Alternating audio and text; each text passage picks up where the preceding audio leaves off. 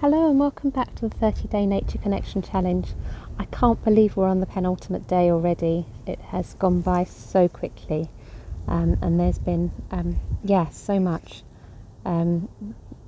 just joy really. It's been absolutely lovely, and I'm certainly going to continue with the Nature Connection through the year. I may not continue with the videos, at least at the moment, although do drop a comment if you'd like to see more. The more I hear from you, the more you engage and interact, the more energy there is really to keep sharing this. Please do get in touch. It's nice to know that I'm not just putting it all out into the ether. What I feel inspired to do is really with this goat willow. This is, I think, just one of the most amazing plants. It's really wonderful for pollinators, these are like little rabbit's feet. They're so soft.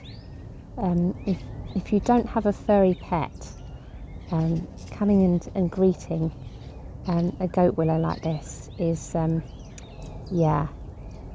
rather wonderful. They won't be like this for long, but it's just glorious to see. Just such a lovely character in the garden. That's one of the many textures in the garden, and I'm going to show you a few more.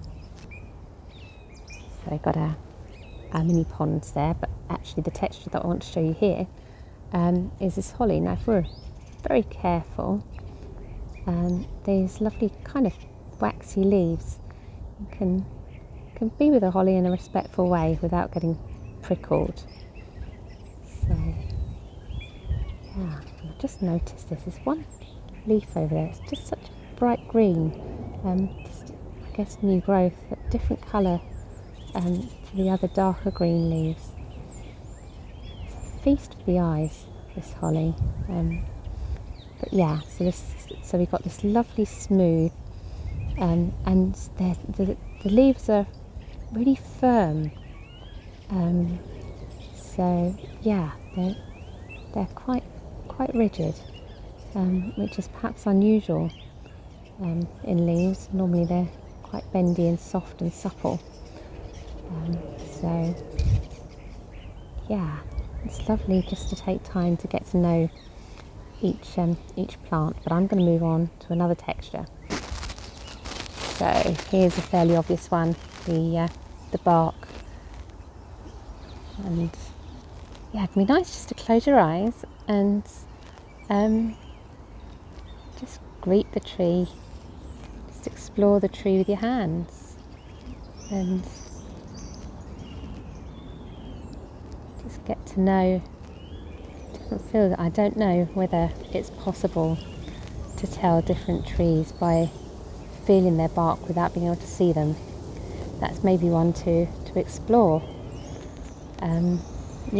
That might be quite interesting. I would imagine a London plane and that kind of smooth, but the sort of scales, that might be quite an obvious one. And then beech, that sort of the elephant skin, that real smooth bark, but that might be, and then cherry with those sort of ridges, perhaps. It'd be interesting, and whether there's a different feeling from each tree as well, as we're connecting with them, whether you kind of get a sort of different sense about them. That's something to explore. It certainly feels that way to me, that each tree has a unique character, but then also there's a definite sort of treeness to them, for want of a better word. So as you're exploring the textures, always with permission, of course. But as you're exploring the textures, then just going that bit deeper and kind of feeling into the character, sort of behind the skin, if you like. And it can be interesting. I mean, even just sort of combining senses and exploring visually. If this is the skin of the tree, what's that like? I'm going to see if I can find another texture for you now. Okay, so our textures don't have to be living. Stone. And as well as the texture, feeling the temperature. Now, what is the interaction between this stone and my hand?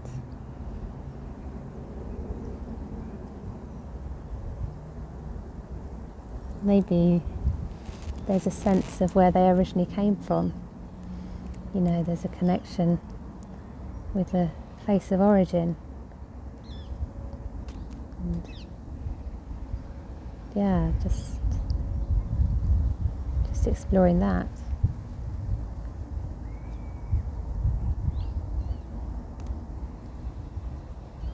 And all the processes that have gone into making this stone.